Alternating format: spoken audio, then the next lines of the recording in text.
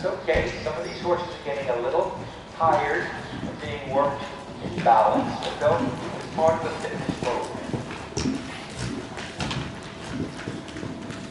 Be ready for that. Be ready for him to try to escape the half hold with braking.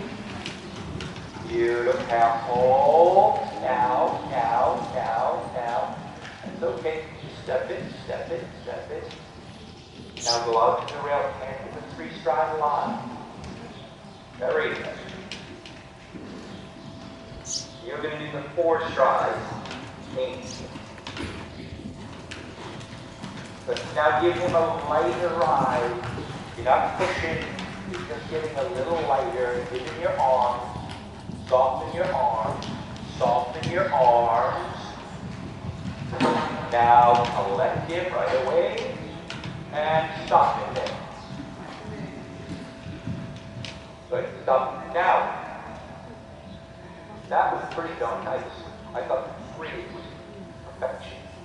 Perfection. He's still laying and he's thinking about the change he's had. But I would take a simple exercise like this. After the line, maybe we're not going to do it again today. You're done. But what I would make, if we were to do it again, what I would suggest you do, after the 3, because he's going to panic a little, I'd stop him. And then I'd go back to my exercise. Get that right. And then let him do that 3 again. Ready for another stop. But did you feel his changes started to get nicer? And the way he did that line was lovely.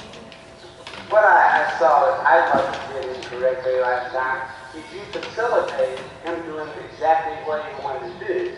Knowing that he's going to turn left and left, you look to the left over the fence and just let him drop right in. What I was hoping you were going to do is go keep your upper body straight ahead with your destination at the end of the ring to get ahead of what he's wanting to do. You helped him do exactly what he wanted to do, dropping in and looking in.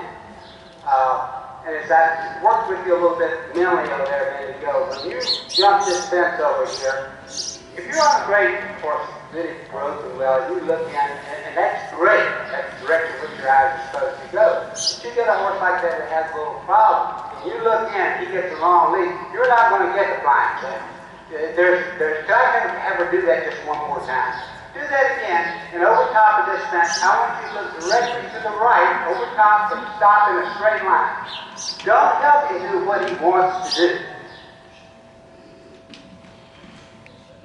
Yeah, but when you look in, you help move up out of the way. Thank you. She's only making it easy to do what we don't want him to do.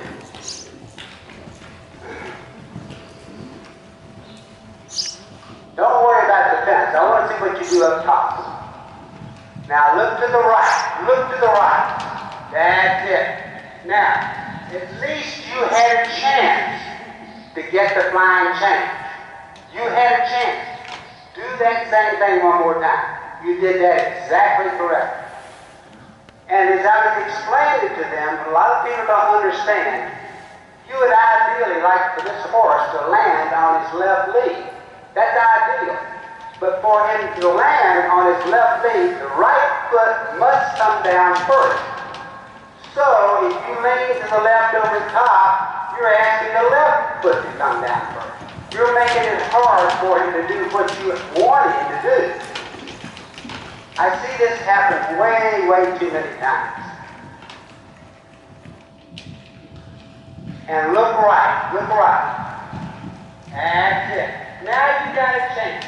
If you continue to do that, you can eventually get the flying change. But if you keep looking inside, he's going to turn. He's going to start to turn before he gets here. If you land on the wrong lead, especially in a place where you only have 3 or 4 steps, there's no way that you're going to get the change. What you do over the last fence at the end of the line is so very important when you have 3 and 4 steps. I would love to see everybody looking straight ahead or in maybe a little weight in the right stirrup to encourage you to do what you want. Even if he doesn't land left, you're in a position to get the flying change.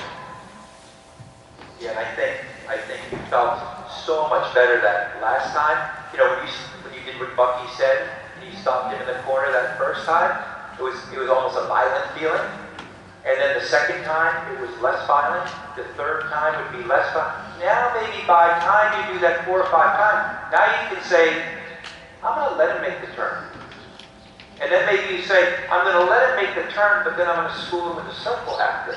And then finally, after some perseverance, time, and patience, then you'll be able to think about making that turn with a change if needed. Okay? But you got to break it down, just like Bucky said.